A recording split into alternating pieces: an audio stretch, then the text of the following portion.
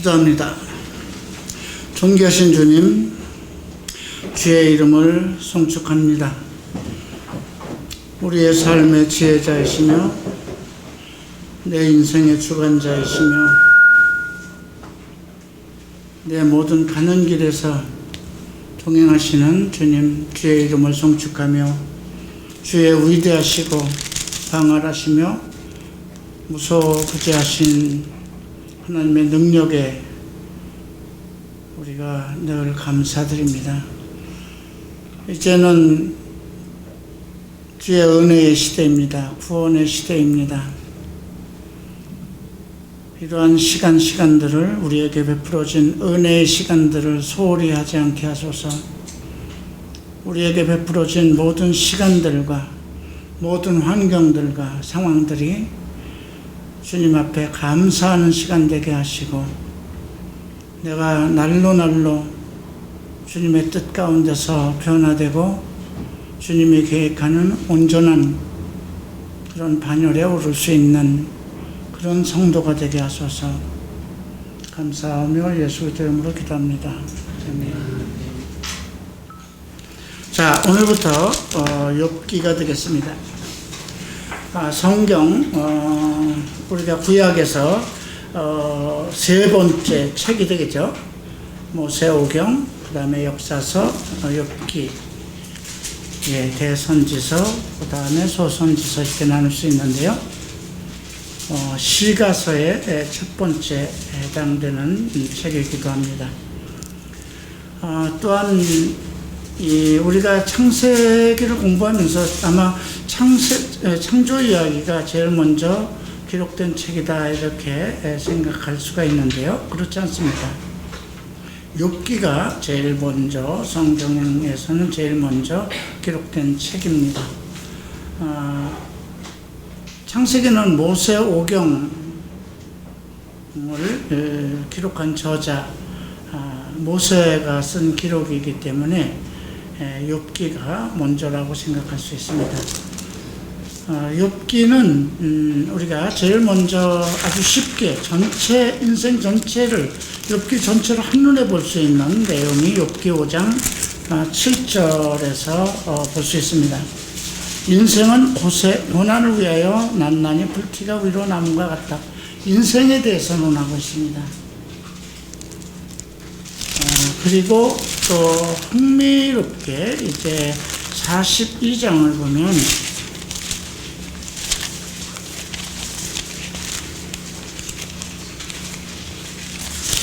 마지막 장이죠. 4장부터 이제 42장까지는 욥과 그 당시에 또 욥을 능가할 수 있는 그런 의인이라고 자처하던 자들, 상당한 하나님에 대해서 좀 알고 있다는 사람들, 인생에 대해서, 천지 만물의 어떤 흐름에 대해서 좀 알 수 있다고 하는 학자들이기도 하고 친구이기도 한 그 네 사람의 들과 어떤 서로의 인생에 대해서 논하는, 또 하나님의 의에 대해서 논하는 내용이 거의 다 주축을 이룹니다. 그런데 마지막 결론에서 42장 7절에서 이렇게 언급되고 있죠. 여호와께서 욥에게 이 말씀을 하신 후에 대만 사람 엘리바스에게 이르되 내가 너와 내 두 친구에게 노하나니 이는 너희가 나를 가리켜 말한 것이 내 종 욥의 말과 같이 정당하지 못함이라. 네. 그리고 이제 욥에 가서 어떤 재물을 가지고 가서 번제를 드리고 욥의 기도를 받으라, 이런 그 결론을 내립니다. 물론 나중에 그 욥이 이뤘던 그 모든 이 세상에서의 어떤 고난 속에서 이뤘던 자녀들과 부를 다시 축적하는 내용이 언급되어 있지만은, 우리가 오늘 욥을 통해서 발견할 수 있는 것은 우리의 인생, 죄인된 인생, 성경에서 제일 먼저 기록되어 있는 책으로서, 그리고 그 당시 하나님이 인정한 의인이에요. 우리가 이제 노아도 뭐 그 시대에 가장 의로운 자다, 온전한 자다 이런 칭함을 받았지만 그 이전에 이 성경에서 제일 먼저 하나님 앞에 의인이라는 그런 칭호를 받은 욥을 통해서 이제 인생에 대해서 우리가 조금 더 어떤 고통이 있는가, 인생이 추구해야 될 것은 무엇인가 이런 것을 발견하게 되고요. 또 한 가지 우리가 에스겔서 14장을 한번 보시죠. 에스겔은 예레미야 다음에 있고요. 다니엘서 앞에 있습니다. 에스겔서 14장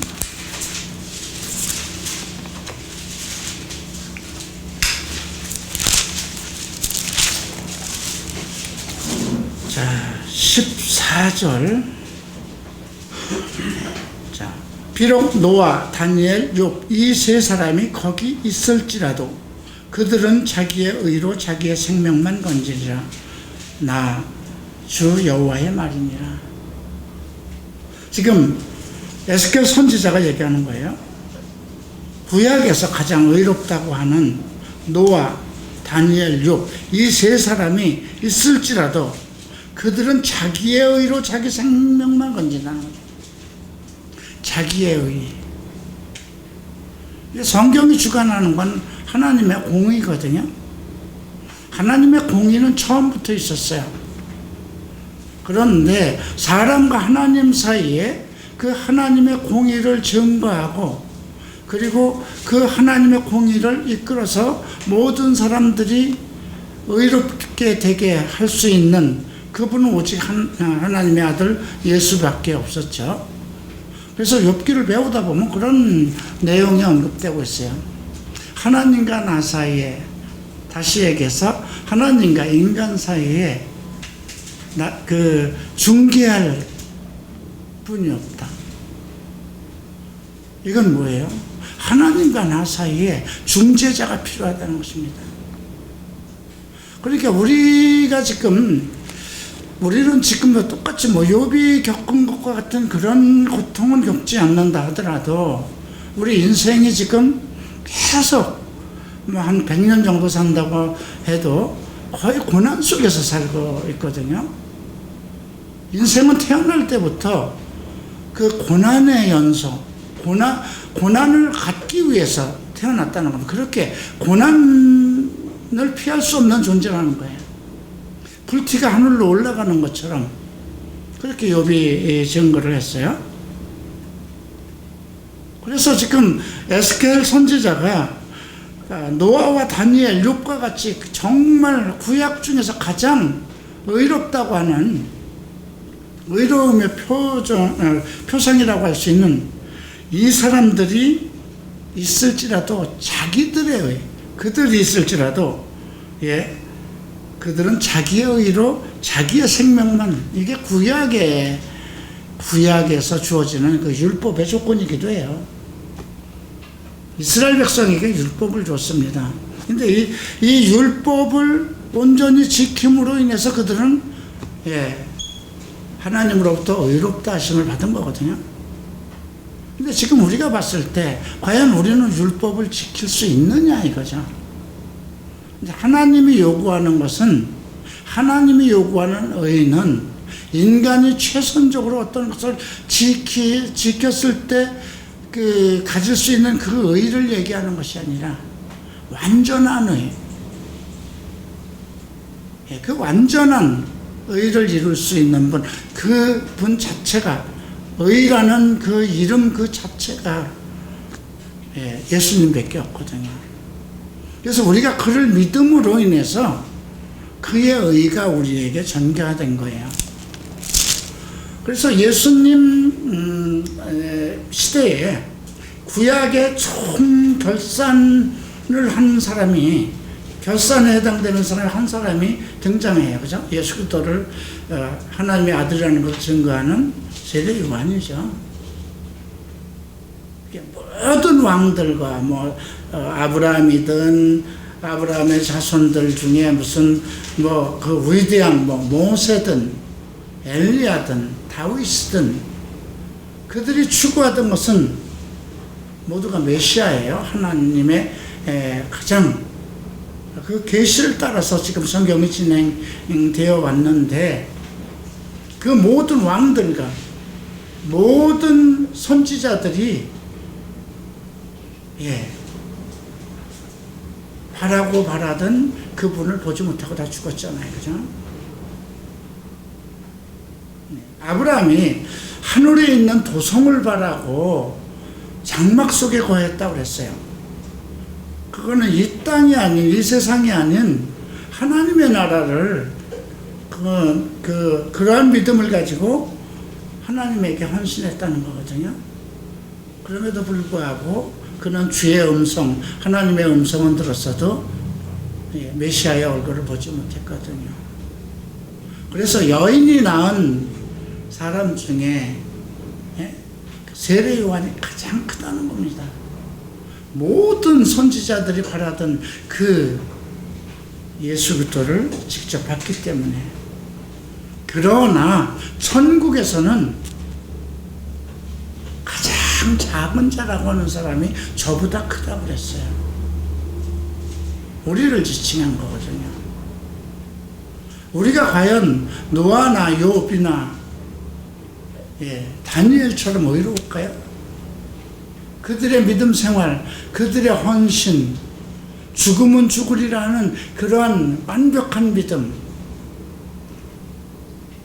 율법을 지키며 정말 당대에 그 누구도 따라갈 수 없고 하나님이 인정한 그 당시에 가장 인간으로서의 최고의 의로움이었어요.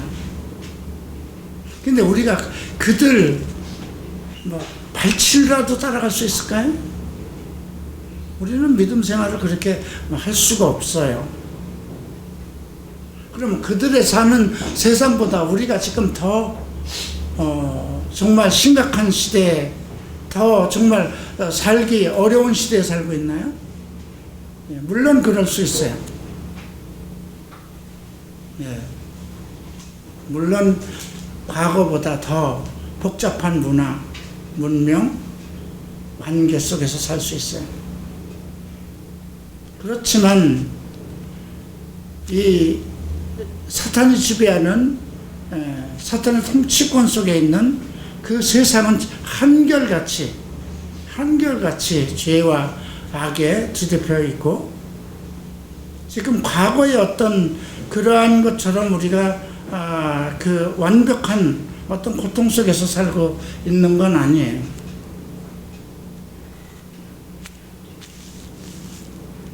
그래서 오늘 이 욥은 이 욥의 인생을 통해서 나라는 존재가 얼마나 정말 축복을 받은 사람인가.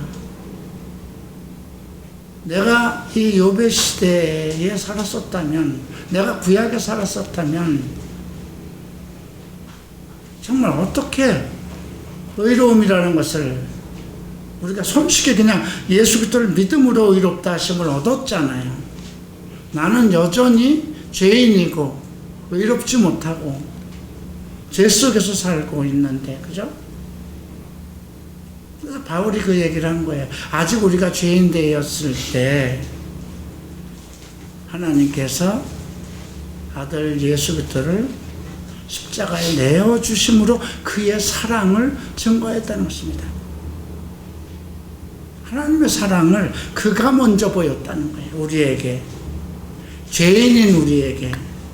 거기서 얘기하는 사랑은 인간이 이룰 수 없는 아가페 사랑이죠. 그러므로 우리가 하나님을 사랑하지 않은 거죠.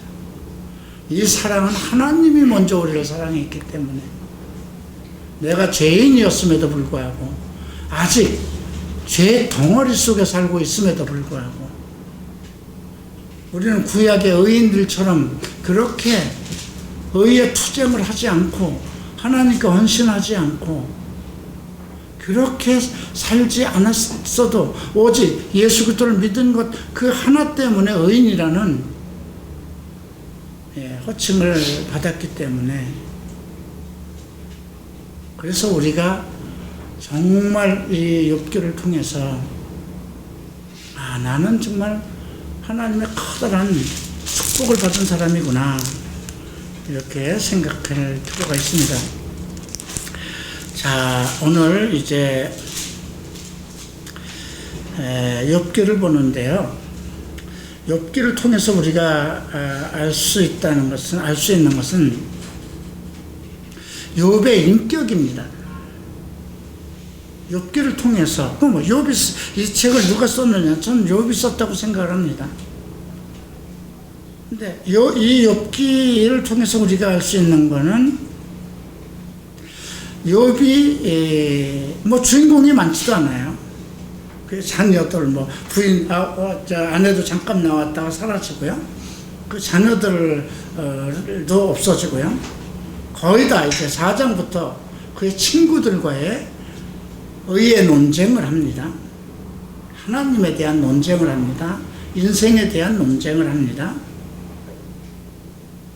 그리고 하나님에 대한 답변을 받습니다. 여기서 우리가 발견할 수 있는 것은 하나의 인격입니다.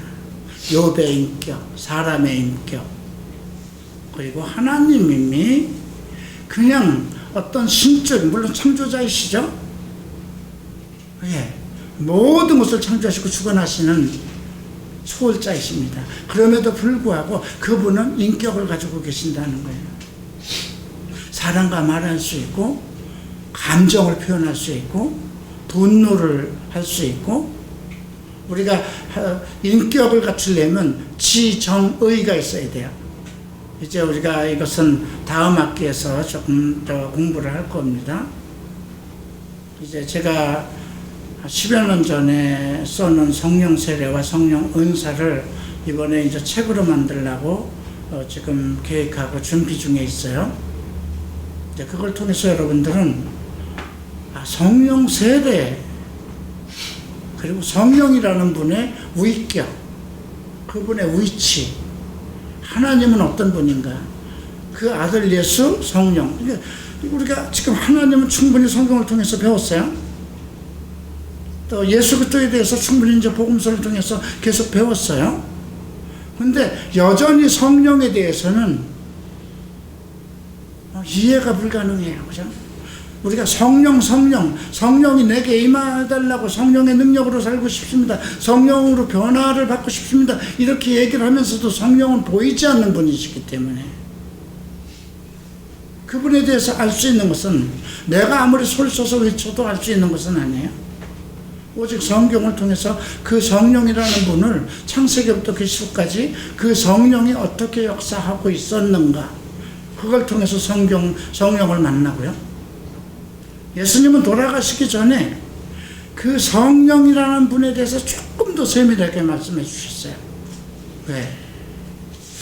구약에서 많은 선지자들이 오직 성령을 통해서 예언도 하고 하나님과 대화를 하고 그랬었지만, 신약의 모든 사람들이, 하나님의 의로움 속에 있는 사람들은 하나님의 아들로서 당당히 하나님과 교제하고 하나님과 서로 소통을 하고, 예수 그리스도와 함께, 예수 그리스도가 이 땅에 안 계셔도 그분의 이름으로 모든 것을 소통할 수 있게 하기 위해서 그 역할을 하시는 성령의 위격에 대해서 언급하고 있어요.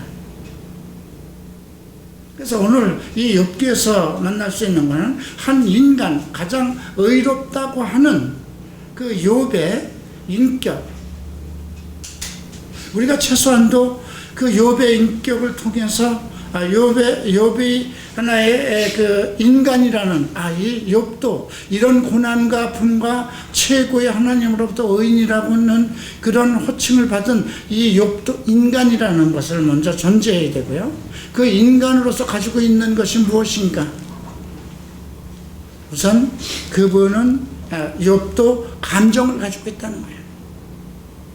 아프고 슬프고 괴롭고 하나님에 대해서, 하나님에 대해서까지도 자기 감정을 표현했다는 것입니다.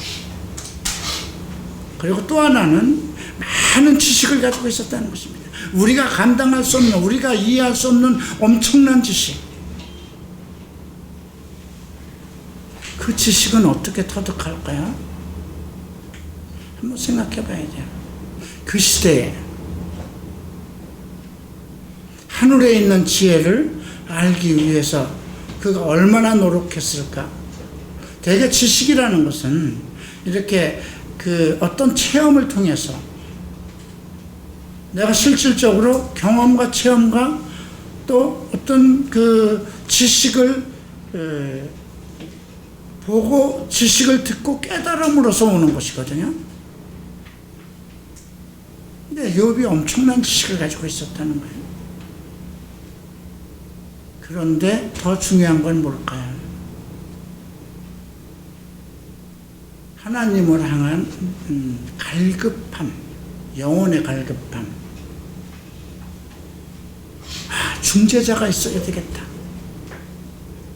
내가 이렇게 하나님을 사랑하고 내가 하나님이 인정하는 의인이 되었다 하더라도 이 고난의 시대에, 이 고통에 내 인생의 문제를 해결해 줄 수 있는, 그거는 하나님만이 하실 수 있는데 그 하나님과 나 사이에 중재자가 있어야 되겠다는 그 발견이에요. 우리도 똑같은 욥과 같은 그 인격을 가지고 있어요. 인간이에요. 그래서 우리도 감정의 지배를 받아요. 또 많은 지식이 필요해요. 이 세상을 살아가기 위해서는. 그리고 지금 우리가 예수를 믿은 이후에 영적인 갈급함을 느끼고 있어요. 이건 하나님을 사랑하는 사람들에게 주시는 은혜이기도 해요. 갈급함. 이 갈급함을 충족해 하는 것이 무엇일까요? 성령 세례예요. 성령 충만이라는 거예요. 자, 조금 더 이렇게 발전돼서 설명을 했습니다만, 자, 이제 오늘 1장부터 4장까지만 먼저 공부하겠습니다. 1절 봅니다. 우스 땅에 욥이라고 이름하는 사람이 있었는데 그 사람은 순전하고 정직하여 하나님을 경외하며 악에서 떠난 자라. 하나님을 경외한다는 말이 나왔어요. 이건 두려워한다는 말이기도 한데 어떤 엄청난 그 존재 앞에 견딜 수 없는 그 두려우면서 그 존경함 때문에 그분의 너무 크고 광대하고 우리 인간의 지성과 감정으로 감당할 수 없는 그런 존재이기 때문에 두려워하는, 그런 존경심. 그런데 정직하고 순전이라는 말이 언급되고 있습니다. 8절도 보죠. 사탄에게 물어봅니다. 내 종 욥을 유의하여 봤느냐? 그와 같이 순전하고 정직한, 이런 내용이 나옵니다. 2장 3절에도 볼까요? 또 사탄에게, 이건 두 번째 시험일 때 나오는 건데요. 내 종 욥을 유의하여 보았느냐? 그와 같이 순전하고 정직하여 하나님을 경외하며, 하나님을 경외하는 것에는 전제되는 게 있어요. 순전과 정직이라는 거예요. 여러분들이 나 하나님 사랑합니다, 사랑합니다라는 그 말씀 속에는 하나님을 존경합니다라는 것이 포함되어 있어요. 우리가 부부 사이에서도 그 문제를 배웠죠. 아내가 남편에게 복종한다는 것은 사랑이 전제되어 있는 거예요. 근데 지금 우리가 하나님을 사랑합니다, 존경합니다, 경외합니다, 이런 말을 해요. 그런데 여기에 전제되는 것이 순전함과 정직함이 포함된다는 거예요. 내가 얼마나 정직하지 못한 걸 한번 생각해 봐야 돼요. 내가 얼마나 위선적인가. 여러분들이요, 이 회개라는 걸 통해서 주님 앞에 나아가야 되는데 나에 대해서 조금 알 필요가 있어요. 하나님의 위치에 대해서, 이제 우리가 하나님의 위격이라든가 이런 것은 다 신학에서 나오는 거예요. 여러분, 지금 금요일 저녁에 변증법을 공부해요. 왜 변증법을 공부를 해야 되냐면요, 여러분들은 이단들과 얘기해서 이길 수가 없어요. 신천지 사람들이나 그 누가 그거에서 당신은 이단이야 이렇게 얘기를만 하지, 그들과 실질적으로 대화를 하면 말 한마디도 못하고, 그래서 오히려 끌려가는 거예요.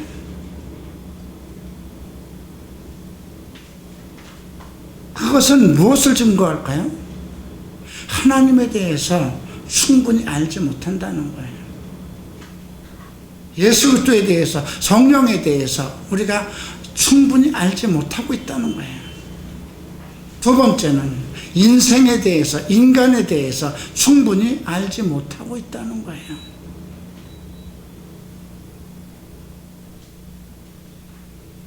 그런 부분들이 내가 앞으로 목사가 될 것도 아닌데, 아니요.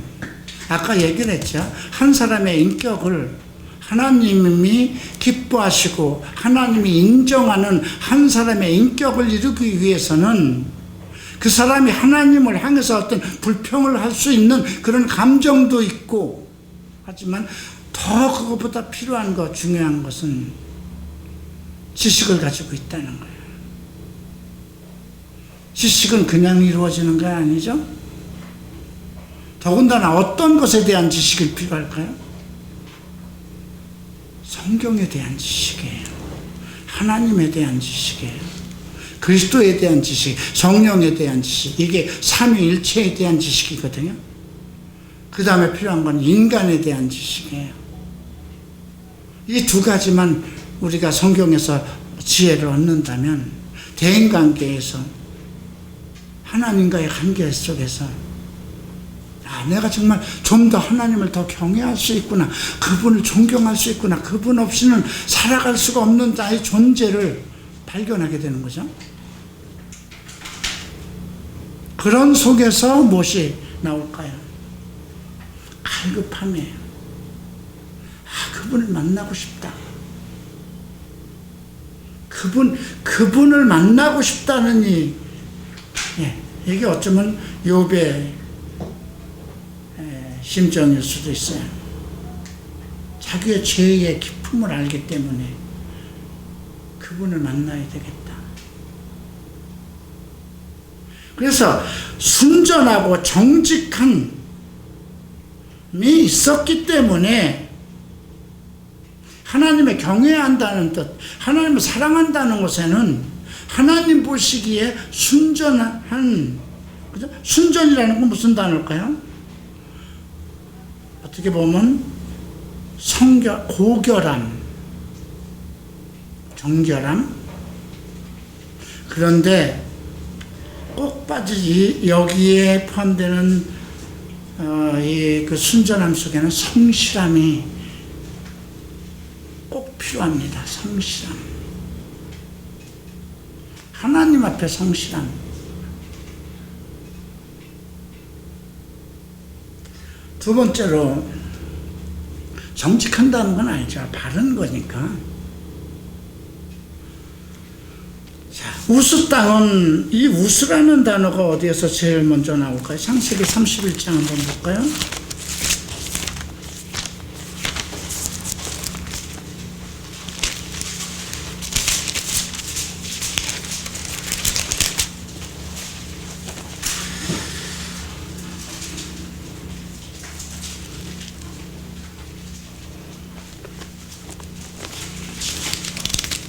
(53절) 여기 나오는 아브라함의 하나님, 나홀의 하나님, 그들의 조상의 하나님, 우리 사이에 판단하소서 하며 야곱이 그 아비 이삭을 경외하는 일을 가리켜 맹세하고, 여기 53절에 나오는 나홀의 하나님이 나옵니다. 아브라함의 형입니다. 그런데 이가 살던 곳이 우스입니다.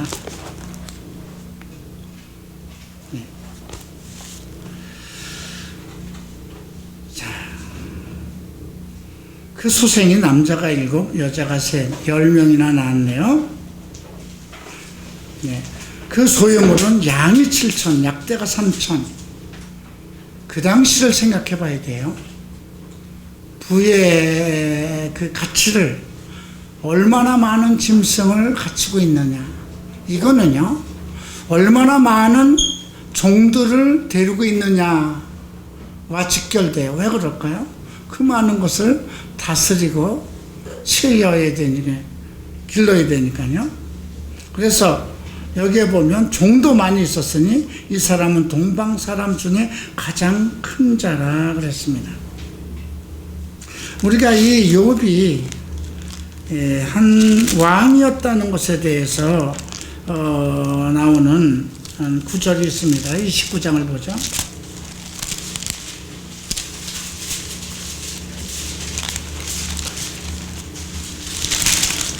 29장 25절. 내가 그들의 길을 택하고 어둠으로 앉았었나니 왕의 군중의 거함도 같았고 애국하는 자를 위로하는 사람도 같았다. 자기를 가리켜서 왕이라고 그랬어요. 통치자예요. 지도자예요.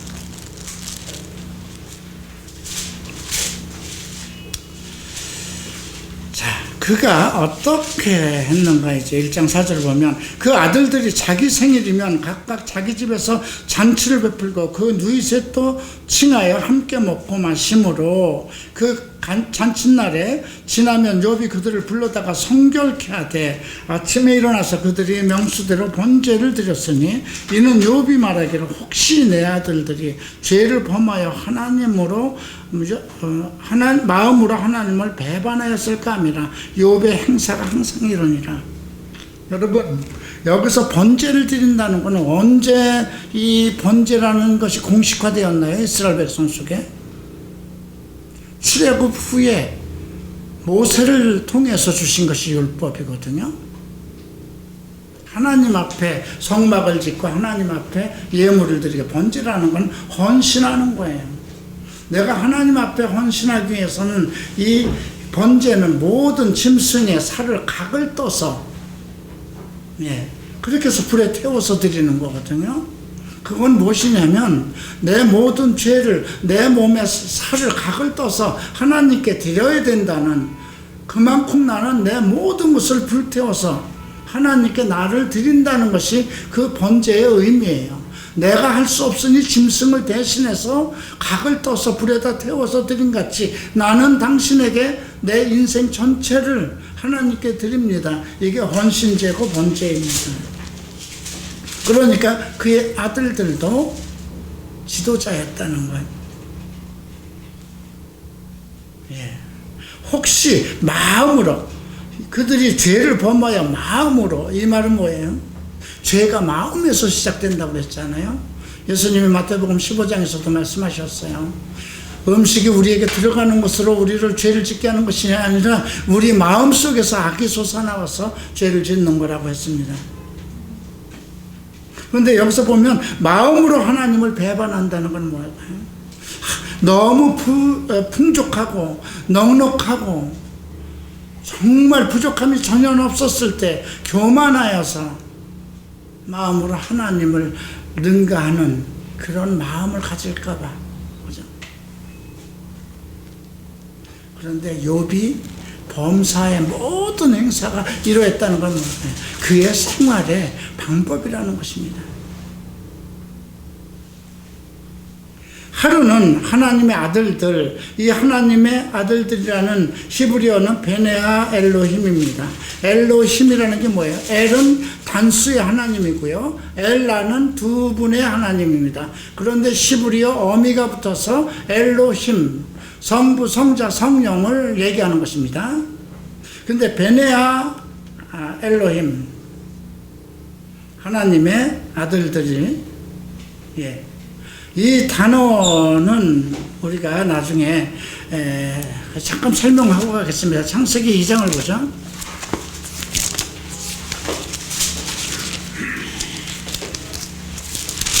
창세기 6장입니다. 6장 2절입니다. 하나님의 아들들이 사람의 딸들의 아름다움을 보고 자기들이 좋아하는 모든 자로 아내를 삼는지라. 이거 노아 홍수 이전에 왜 하나님께서 이 땅의 모든 사람을 물로 심판하지 않으면 안 되는 그 원인에 대해서 얘기한 겁니다. 그런데 여기 하나님의 아들들이 나옵니다. 그런데 똑같은 단어가 지금 욥기 1장 그 6절에 나와 있고요. 또 우리가 2장 1절에도 하나님의 아들들이 이렇게 기록되어 있습니다. 베네아 엘로힘, 똑같은 단어입니다. 똑같은 단어를 가지고 다른 해석이 나올 수가 없습니다. 그죠? 우리가 성경 해석에서 두 가지를 꼭 지켜야 되는 것은 어느 것이 먼저 사용되어 있느냐에 대한 것입니다. 그 단어가 처음 사용된 그 근거를 가지고 해석의 기준을 잡아야 된다는 것입니다. 창세기 1장에서 바라라는 단어, 창조라는 단어가 처음 나옵니다. 그러면 그 창조, 바라라는 단어가 그 어디에서든지 나오든지 그 바라에 대한 해석점은 창세기 1장 1절에서 나오는 거예요. 그런데 지금 그 창세기 6장 2절에 대해서 지금 많은 교단이 서로 다른 입장을 내요. 하나님의 아들들은 5장에서 셈족을 얘기하고 하나님의 사람들 거룩한 그 족속이 이어져 오는 셈족에 대한 것을 언급되었기 때문에 그 하나님의 아들들은 셈족으로 생각해야 된다, 이런 논리를 가지고 있는 사람들이 있어요. 그건 우리나라 성경법이잖아요. 우리나라 성경만 보고 그렇게 생각한 거잖아요. 그죠? 근데 창세기는 히브리어로 기록되어 있다는 거죠. 물론 헬라어로 바뀌면서 헬라어를 통해서 그것을 찾을 수는 없어요. 그러나 그 성경이 헬라어로 번역되기 전에 히브리어로 전체적인 것이, 구약은 히브리어로 되어 있기 때문에 하나님의 아들들에 대한 그 단어는 가장 처음 어디에서 언급되어 있는가를 찾아야 되죠. 그 욥기잖아요. 그랬을 때 우리가 창세기 6장 2절에서 나오는 하나님의 아들들이 사람의 딸들의 아름다움을 보고 자기 임의로 아내를 삼았다, 이 말씀에 대해서 우리가 해석할 수 있는 것은 천사가 그랬다는 겁니다. 근데 과연 천사가 어떻게 천사가 사람과의 혼인관계를 가질 수 있느냐, 이건 하나님의 계획과 뜻과 모든 것을 반영한 거잖아요. 그죠? 천사는 그렇게 할 수 없는 거잖아요. 그럼 어떤 천사가 있을까요? 타락한 천사가. 자, 그래서 여기 이제 창세기 욥기 1장 10절 보면 하나님의 아들들이 와서 여호와 앞에 섰고 사단도 그들 가운데 왔는지라. 사단이 여기 이제 언급되고 있는데 사단도 천사 중에 하나입니다. 네. 여호와께서 사단에게 이르시되 내가 어디서 왔느냐. 사단이 여호와께 대답하여 땅에 두루 돌아다녀 여기저기 다녀왔나이다. 여기에서 우리가 사단의 속성을 발견할 수 있습니다. 땅에 두루 돌아 여기저기 다녔습니다. 사탄의 속성입니다. 악한 사람의 속성이기도 하고요. 네. 여호와께서 사단에게 이르되 내가 내 종 욥을 유의하여 조금 더 세밀하게 그에 대해서 관찰을 했느냐. 그와 같이 순전하고 정직하여 하나님을 경외하며 악에서 떠난 자가 세상에 없다. 악에서 떠났다 그럽니다. 이 악에서 떠났다는 말에 대해서 이거는 하나님을 경외하는 자의 속성이기도 합니다. 하나님을 떠난 자는 반드시 악에서 떠나야 된다는 것이 전제가 된 겁니다. 사단이 여호와께 대답하여 가로되 욥이 어찌 까닭 없이 하나님을 경외하리이까. 주께서 그와 그 집과 그 모든 소유물로 산후를 두르심이 아닙니까? 엄청난 재산을 주셨기 때문에 아닙니까? 주께서 그 손으로 하는 바를 복되게 하사 욥이 하는 것마다 축복하셨으니 그 소유물로 땅에 널리게 하셨음입니다. 이제 주의 손을 펴서 그의 모든 소유물을 주셔서 그러하시면 정령 대면하여 주를 요구할 것입니다. 여호와께서 사단에게 이르시되 내가 그의 소유물을 다 내 손에 붙이노라.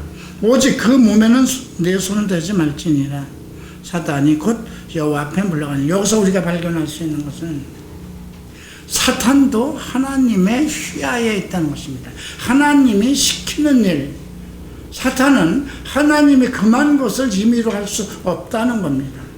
왜? 사탄도 피조물이니까. 근데 왜 하나님께서는 사탄을 없애지 않으셨을까요? 우리가 이제 사탄의 속성에 대해서 이제 또 배우겠지만, 사탄은 영입니다. 천사입니다. 사람들에게 보내심을 받을 때 사람으로도 나타날 수 있지만, 영이라는 건 하나님의 영과 같은 그러한, 물론 하나님의 영은 창조주의 영이어도 다르지만, 그 영이라는 루아프는 신이라는 그 신적인 소유를 가지고 있는 겁니다. 죽을 수가 없는 겁니다. 그렇기 때문에 우리가 계시록에서 게헨나라는 끝없는 지옥, 영원히 불탄 지옥, 그것이 존재하는 것입니다. 그 사탄들이 들어가고 사탄과 함께하던 그 거짓 선지자들, 추종자들이 들어갈 곳,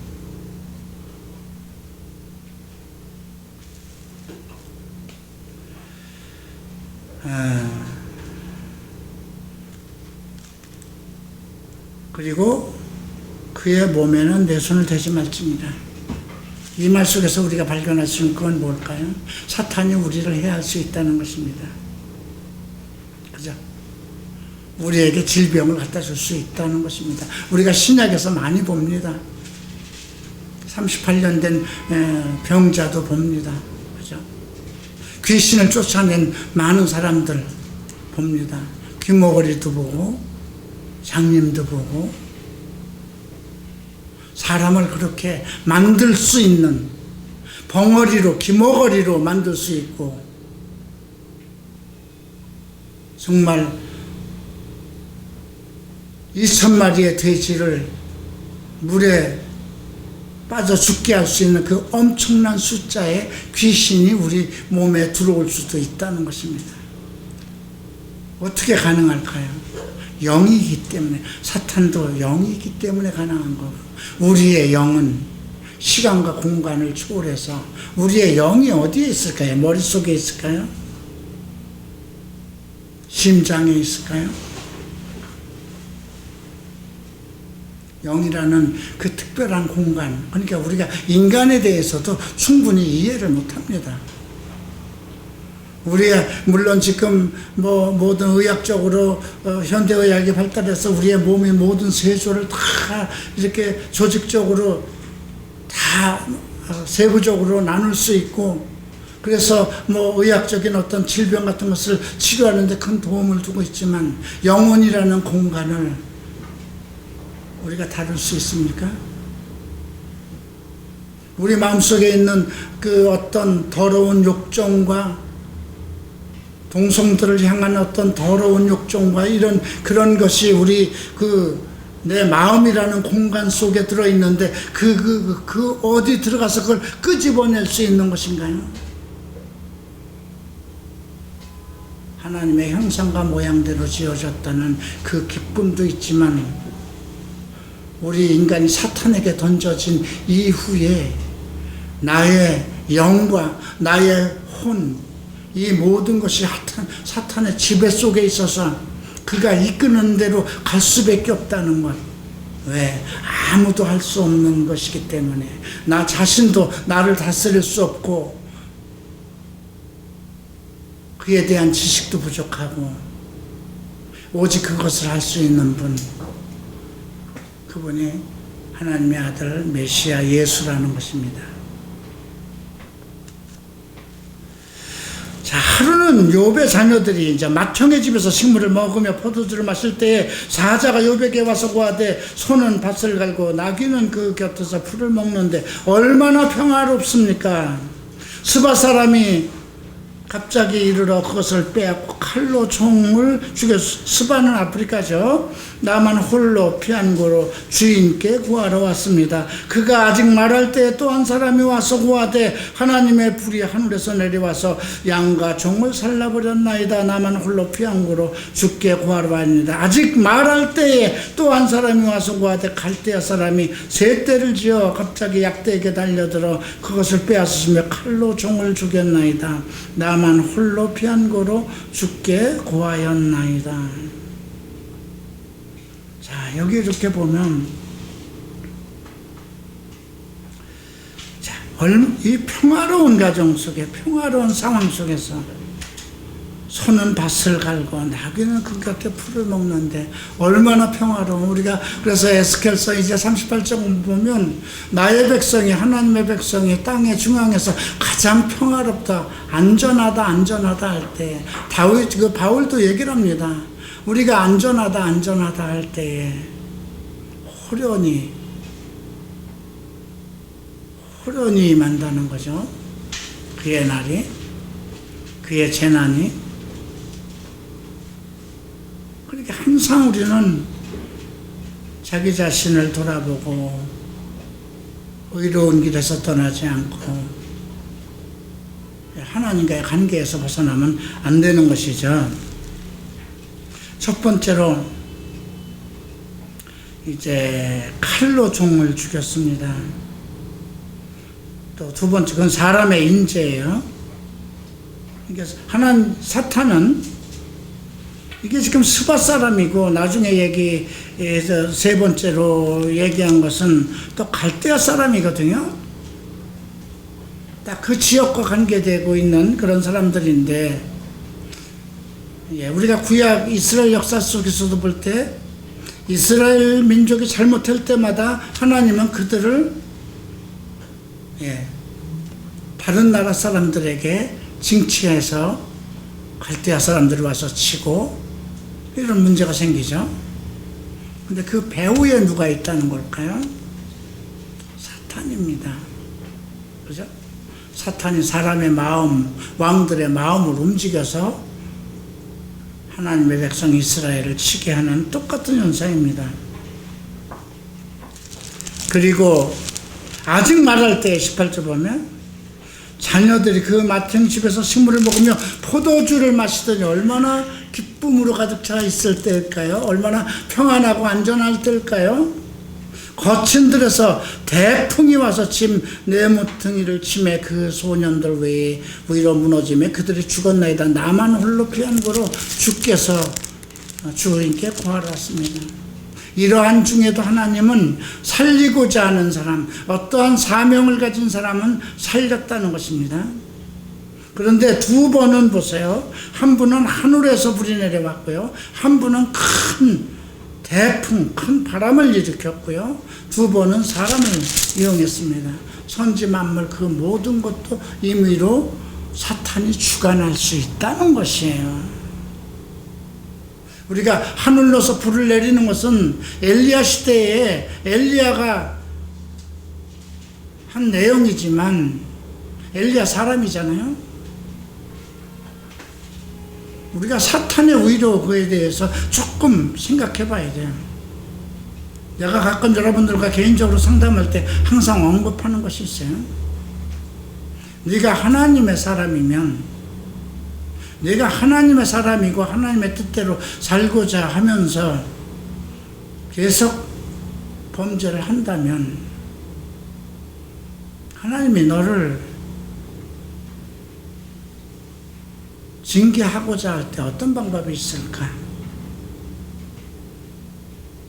평안하다고 하는 잘 살고 있다는 내 형제 가족, 부모 가족일 수 있고요. 두 번째는 내 건강이죠.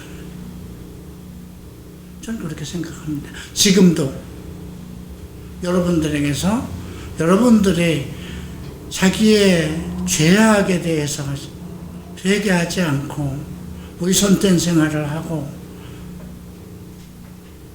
하나님 앞에 범죄한다면 성령이 소멸되잖아요.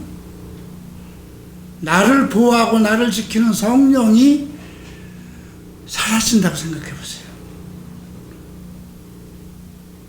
생각할 수도 없는 거예요.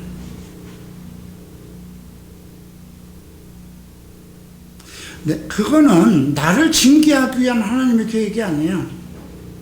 그 어떤 것을 통해서도 나를 버릴 수 없는 하나님의 계획이 있기 때문에 그래요. 그 모든 것을 쳐서라도 나를 바르게 만들고자 하는 하나님의 사랑이라고 생각해요. 역설적인 거지만. 그래서 우리가 이 욥을 통해서 과연 나는 이렇게 의롭고 이렇게 정말 순전하고 정직하고 하나님이 인정할 정도의 그 욥의 가정임에도 불구하고 사탄이 들어올 수 있구나. 하나님은 왜 사탄에게 이것을 허락했는가? 그건 우리가 생각할 수 없는 거예요. 그죠? 하나님의 계획이니까. 우리는 거기까지 의심을 가질 필요도 없어요. 그건 하나님의 계획이잖아요. 그러면 나에 대한 하나님의 계획? 창세전에 그리스도 안에서 나를 거룩하고 흠없게 하기 위해서 택하셨다고 그랬어요.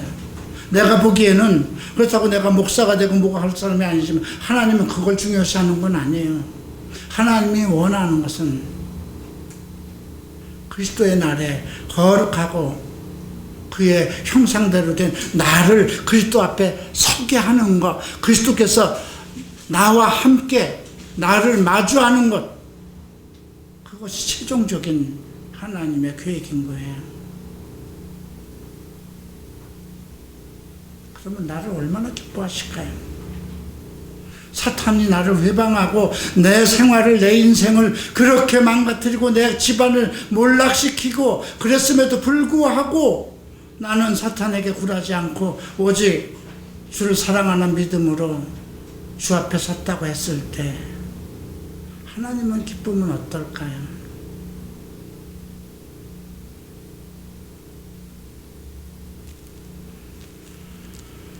자, 20절 봅니다. 욥이 일어나 겉옷을 찢고 머리털을 밀고 땅에 엎드려 경배하며, 머리털을 밀고 땅에 엎드려, 그 순간에도 머리를 밀 정신이 있었는지 겉옷을 찢고 가로되 내가 모태에서 어머니 배에서 벌거벗은 몸으로 나왔은즉 또한 벌거벗은 상황으로 그리로 돌아갈지어라. 주신 자도 여호와시여 취하신 자도 여호와시니 여호와의 이름이 찬송을 받으시고, 이 상황에도 여호와를 찬송할 수 있을까요? 사랑하던 자녀가 일시에 그 아주 몰락을 당하고 아주 그냥 몰살을 당했습니다. 있는 재산은 둘째 쳐놓고 내 새끼들 10명이 그냥 몰살을 당했습니다. 일시에, 한순간에. 그런데 주신 분도 하나님이요, 취하신 분도 그분이니 내가 나올 때 벌거벗은 채로 나왔는데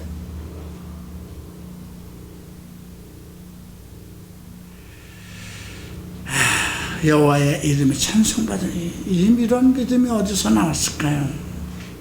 이 모든 일에 욥이 범죄치 아니하고 하나님을 향하여 어리석게 원망하지 않았다.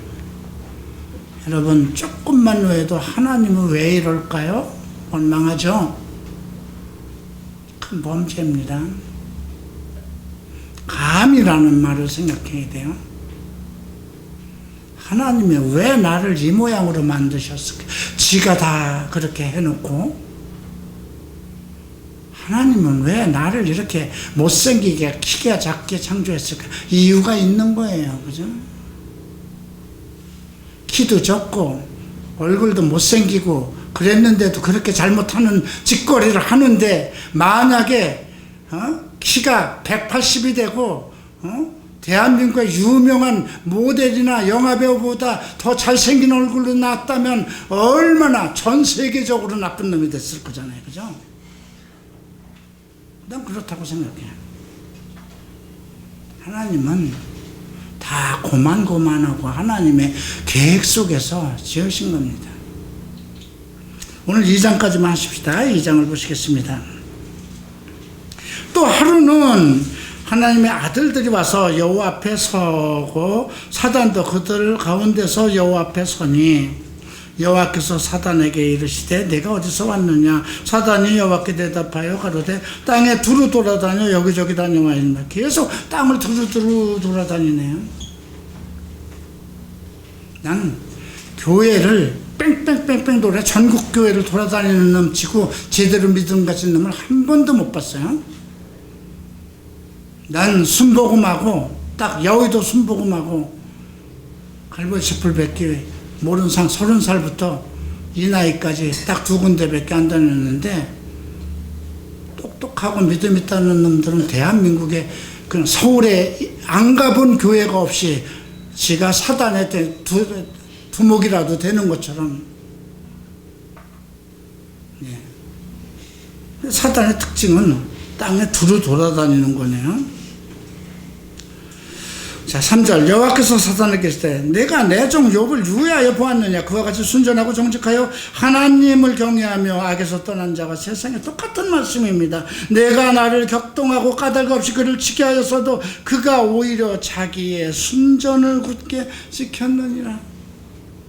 자기의 믿음을 지켰다는 거죠. 사탄은 하나님을 격동시킬 수도 있습니다. 우리가 이제 앞에서 배웠지만 다윗 왕이 사탄의 충동을 받아서 인구조사를 했죠. 근데 그게 누구예요? 바로 자기의 군대 장관이잖아요. 그죠? 가끔 이렇게 충동받으면, 제가 충동을 받을 좀 감정적으로 조금 격한 그런 성품을 가지고 있어서 어떤 사람들이 와서 이렇게 정말 가슴에 불을 지르죠. 염장을 지른다고 그러죠, 우리말로는. 그러면 막 못 견뎌서 충동을 받아서 막, 그럴 때 여러분들이나 우리 인간은 이제 문제가 일어나는 거예요. 나를 격동하여 하나님도 격동시킬 수 있는. 근데 하나님이 사탄에게 감정적으로 격동에 당한 것이 아니라, 하나님은 그 모든 것을, 시작과 것을 알고 계셨던 분이죠.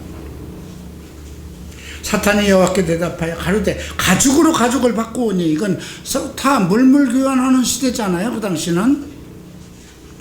사람이 그 모든 소유물로 자기의 생명을 바꿀지라. 돈만 있으면 다 되는 세상 아닙니까? 이 얘기예요. 엄청난 재물을 주셨으니까 돈만 가지면 자기 목숨도 살릴 수 있는 시대, 세상이 아닙니까? 이 말이죠.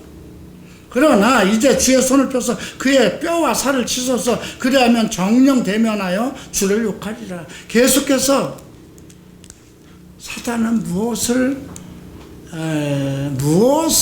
욥과 하나님 사이에 어떻게 되기를, 욥이 하나님을 배반하기를 이끄는 겁니다. 자, 여호와께서 사단에게 이르시되 내가 그를 내 손에서 붙이노라. 오직 그의 생명은 해하지 말지니라. 사단이 이에 여호와 앞에서 물러가서 욥을 쳐서 그 발바닥에서 정수리까지 악창이 나게 하니라. 야, 이 악창이라는 게 뭘까요? 그냥 몸이 썩어져 들어가는 것일까요? 제가 오늘 며칠 전부터 난 모기에 물렸는지 알았어요. 창문에 모기 저거가 있는데도 문을 열어놓고, 전 에어컨 바람이 싫으니까 선풍기 바람을 또 쐬고 잠도 못 자요. 그래서 창문을 열어놓고 잤는데 모기가 들어와서 윙윙 되더라고요. 그 약을 뿌렸어도. 근데 아침에 며칠 전에 일어났는데 여기가 이렇게 뭐가 났어요. 그래서 모기가 물었는가 보다. 좀 가렵고. 그 다음날 조금 더 옆으로 가요. 옆으로 가더니 이쪽 부분이 더 심한데 통증이 오는 거예요. 뭔가 바늘로 탁탁 이렇게. 그래서 이거 대상포진일지도 모르겠다 싶어서 오늘 병원에 갔어요. 근데 이렇게 조그만 것도 견딜 수 없이 잠을 못 자고 하는데 이게 발바닥에서 정수리까지 악창이 나게 하신지라. 욥이 제 가운데 앉아서 기와 조각을 가져다 몸을 긁고, 그 당시엔 뭐 그거밖에 없죠. 예, 우리가 과거에 어려서 생각이 나는데요. 이렇게 어디 넘어져서 이렇게 상처가 나잖아요. 그런데 저희 어머니가 기와장을 깨트려서 곱게 가른 거에다가 재 이렇게 불 때서 내가 재와 이렇게 섞어가지고 그걸 이렇게 참기름에다 섞어서 이렇게 바르고 손을 해준 그런 기억을 봤어요. 근데 여기서도 보니까 기와 조각을 가져다 온몸을 긁고 있더니 그 아내가 이르되 당신이 그래도 자기의 순전을 굳게 지키겠노냐 이렇게 물어보죠. 너의 성실함, 너의 고결함, 너의 정결함을 지키려고 하느냐? 하나님을 욕하고 죽으라. 지금 당신 뭐 하는 거냐? 그랬더니 그대 말이 어리석은 여자 중 하나의 말 같도다. 우리가 하나님께 복을 받았은즉 재앙도 받지 아니하겠느냐 하고 이 모든 일에 욥이 입술로 범죄치 아니하였다 그러죠. 앞에서도 보면 22절 1장 22절 모든 일에 욥이 범죄치 아니하고 하나님을 원망하지 않았고요. 2장 10절에서 보면 모든 일에 욥이 입술로 범죄치 않았다는 것입니다. 입술로, 말의 죄예요. 우리가 마태복음 12장을 보면 우리가 한 모든 말에 대해서 심판날에 판단을 받을 것이라는 것이죠. 11절 때에 욥의 세 사람이 등장합니다. 그에게 이 모든 재앙이 임하였도다 함을 듣고 각각 자기 처소에로부터 이르렀으니 곧 대만 사람입니다. 엘리바스 수아 사람 빌닷과 나아마 사람 소발이라 그들이 욥을 조문하고, 조문이라는 단어, 우리가 지금 조문이라는 건 뭐예요?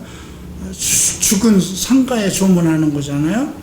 하고 위로하려 하고 상약하고 또 서로 시간과 장소를 정하고 왔다는 거예요. 이건 미리 사전 통보하고 왔다는 거예요. 세 사람이 약조를 하고 눈을 들어 멀리 보매 그 욥인 줄 알기 어렵게 되었으므로 그들은 일제히 소리질러 울며 각각 자기의 옷을 찢고 하늘을 향하여 티끌을 날려 자기 머리에 뿌리고.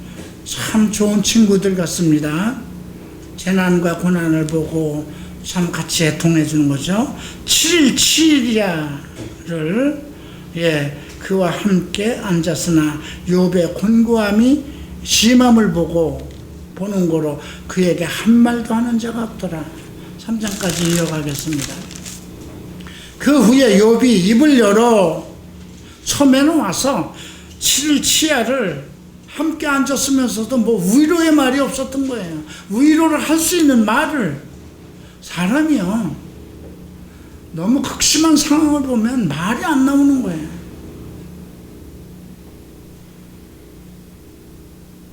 그 후에 욥이 입을 열어 자기의 생일을 저주합니다. 욥이 자기의 생을, 자기의 탄생에 대해서 저주하는 겁니다. 이거는요, 하나님이 왜 나를 지으셨습니까? 이걸 원망하는 것이 아니라 나애가 태어난 것에 대해서.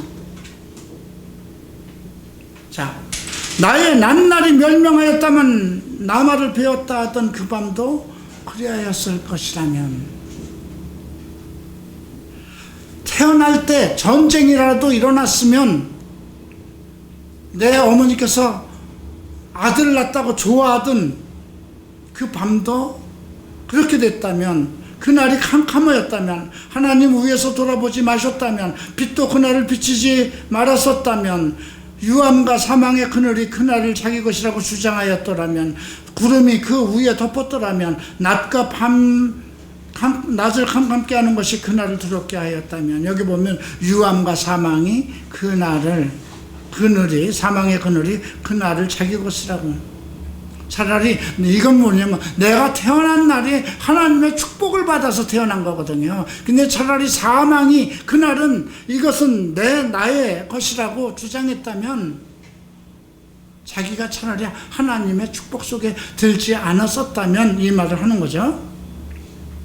그날이 심한 어둠에 사로잡혔더라면, 해의 날수 가운데 기쁨이 되지 말았더라면, 달의 수에 들지 말았더라면, 해의 날수를 얘기하고 달의 수를 얘기합니다.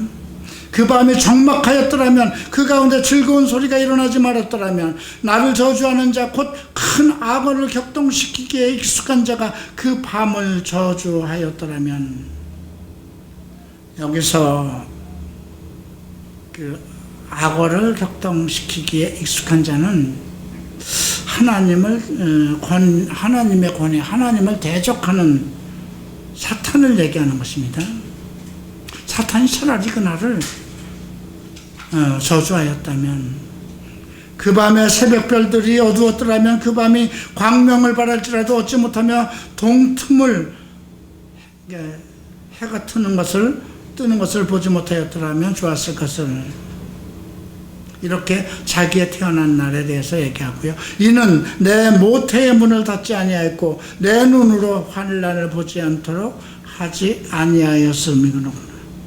어찌하여 내가 태에서 죽어나오지 아니하였던가. 차라리 그냥 어려서 어미 뱃속에서 나왔을 때 죽었으면 얼마나 좋았을까. 어찌하여 내 어미가 나올 때에 내가 숨지지 않았던가. 어찌하여 무릎이 나를 받았던가. 어찌하여 유방이 나로 빨게 하였던가. 참 이보다 애절한, 얼마나 고통스러웠다면 이랬을까요. 그렇지 아니했던들 이제는 내가 평안히 누워서 자고 쉬었을 것이니. 자기를 위하여 거친 터를 수축한 세상 임금들과 의사들과 함께 있었을 것이요.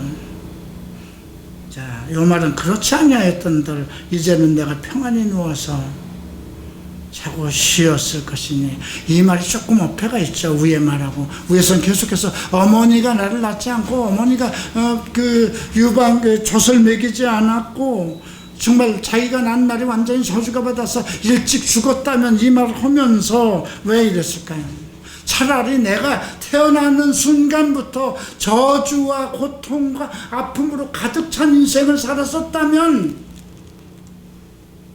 이제부터는 평탄한 하나님의 시간도 있었을 것을, 그걸 얘기하는 것입니다. 이것은 하루가 낮이 12시간, 밤이 12시간 있는 것처럼 내게 왜 흑암이 먼저, 내게 왜 축복의 시간이 먼저 와서 지금 흑암에 이르는가, 하나님의 섭리를 언급하는 것입니다. 차라리 내가 흑암이 먼저 시작되었다면 지금 낮의 시간이 와서, 그죠? 자기를 위하여 거친 터를 수축한 임금들과 의사들과 함께 있었을 것이요. 혹시 금을 가지며 은으로 집을 채운 목백들과 함께 있었을 것이요. 또 부지 중에 낙타의 아이 같아서 세상에 있지 않았겠고 빛을 보지 못한 아이들 같았을 거예요. 둘 중에 하나라는 거죠. 하나님의 섭리 가운데 흑암의 시간을 먼저 가졌다면 그 정말 축복의 시간이 지금 돌아왔을 것이나, 아니면은 부지 중에 낙태한 사람 같아서 이 세상에 없는 것처럼 되지 않았겠느냐. 아주 순리적인 논리로 얘기를 합니다.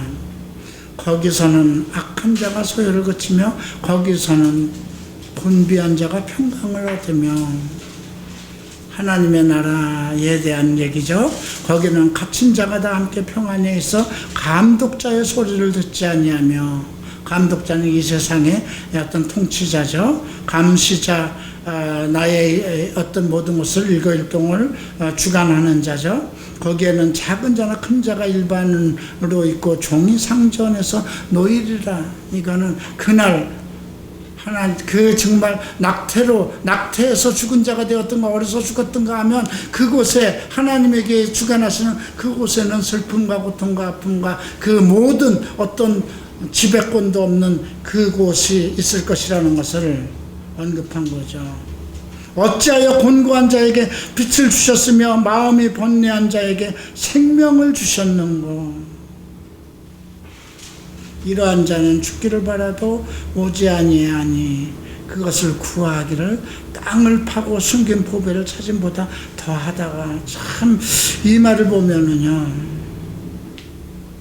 죽기를 바라도 오지 아니하니 그것을 구하기를 땅을 파고. 이런 고통을 한번 겪어보셨나요? 죽기를 바라여도.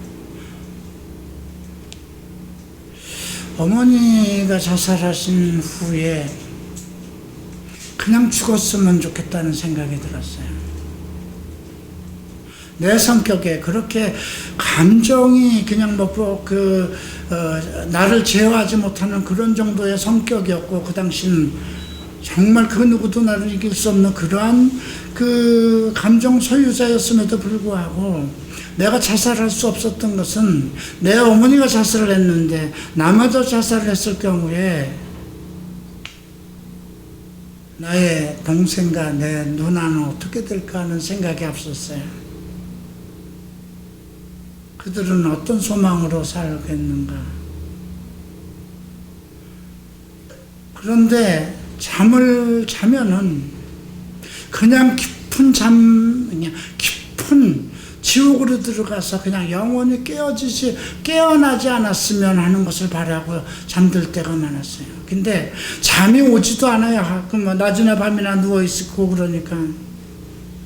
잠이 오지도 않으면서도 내 영혼은 눈을 감고, 내 마음은 눈을 감고, 차라리 깊은 죽음 가운데로 그냥 들어가서 나에게 날이 없었으면. 난 이것이 나중에 욥을 보면서 내가 그런 시절이 있었구나. 내게 날이 오지 않았으면.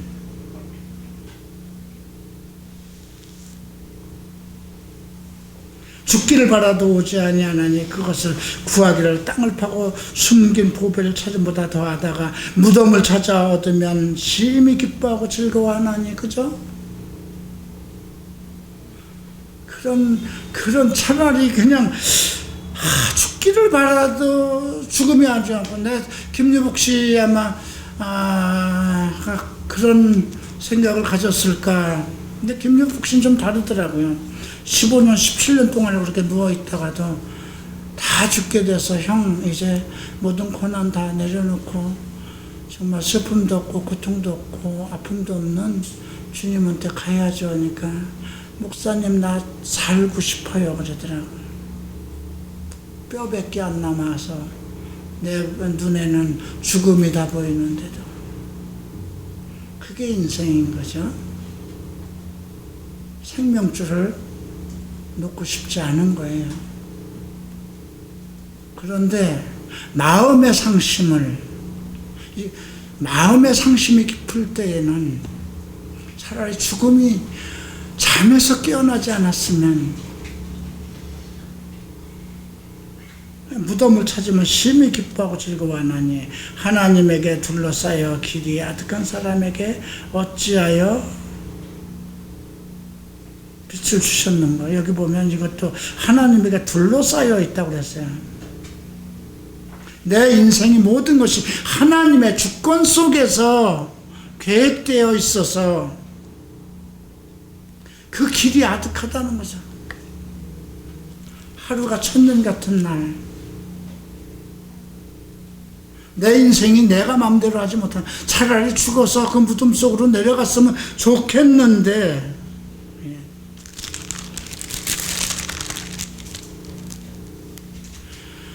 나는 먹기 전에 탄식이 나며 나의 앓는 소리는 물이 쏟아지는 것 같구나.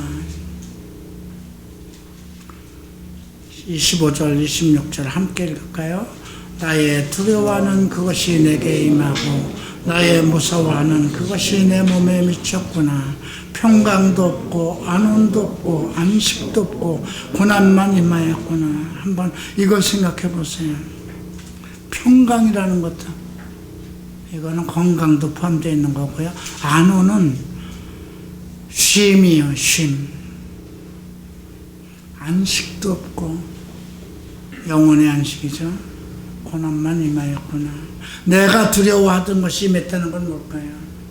그러니까 매일 어떤 잔칫날만 되면 번제를 드렸잖아요. 혹시 내 자식들이 부지 중에 죄를 범하여서 이 고통의 죄 속으로 들어가면, 사망으로 들어가면 어떻게 할까 그걸 두려워해서 인생이 하나님에게서 벗어나면 끝없는 추락할 수 있는 죄의 고통이 있다는 것을 욥은 의식하고 있었던 거예요. 그 두려워하던 것. 그렇기 때문에 더 의로워져야 된다, 더 깨끗해져야 된다, 더 성결해져야 된다, 더 순전해져야 된다.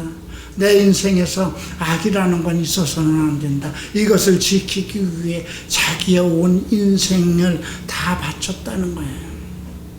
그럼에도 그 머릿속에 그 두려워하는 것. 그렇기 때문에 욥이 나중에 내가 범죄하면 하나님과 나 사이에 중개자가 없구나. 그 중개자가 있었으면 하는 거잖아요. 우리가 요한일서 2장 1절에 내가 이 글을 쓰는 것은 너희로 범죄치 않게 하려 함이라. 혹시 우리가 범죄하면 아버지 앞에서 나를 위해서 중보자가 계시니 얼마나 행복한 자예요. 아직은 기회가 있는 거잖아요. 아직은 은혜의 기회가 있는 겁니다. 이것을 박차고 성령이 회방하도록 죄를 진다면 내 안에 정말 내가 예수를 믿을 때에 내 안에 부어주신 성령, 내 안에 임재하신 성령이 소멸하도록 죄를 범한다면 그리하여서 내가 그 은혜 가운데서 벗어난 자, 하나님의 나라를 상속받을 하나님의 계획에서 제외된 자가 된다면 성경에 정말 생명책에 기록된 나의 이름이 흐려지고 지워진다면 얼마나 억울할까요?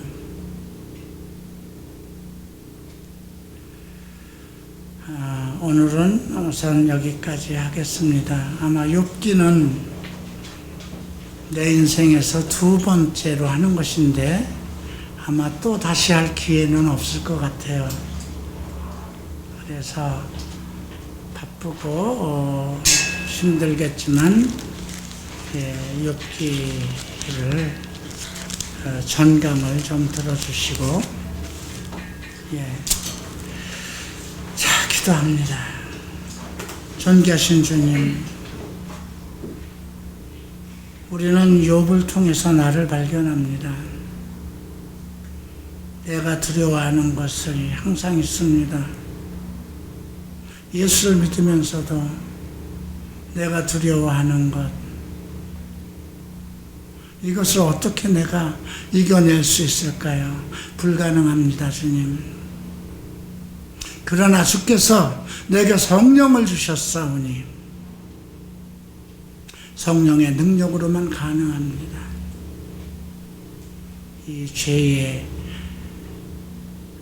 나를 구원하셔서 의인이라 칭하였사오니 욥의 의보다 더 귀한 그리스도의 의를 내게 주셨사온즉 이 의가 퇴색되지 않도록 의인으로서의 삶이 망가지지 않도록 의의 은혜에서 벗어나지 않도록 우리에게 믿음을 더하여 주시옵소서. 감사하며 예수 그리스도 이름으로 기도합니다. 아멘.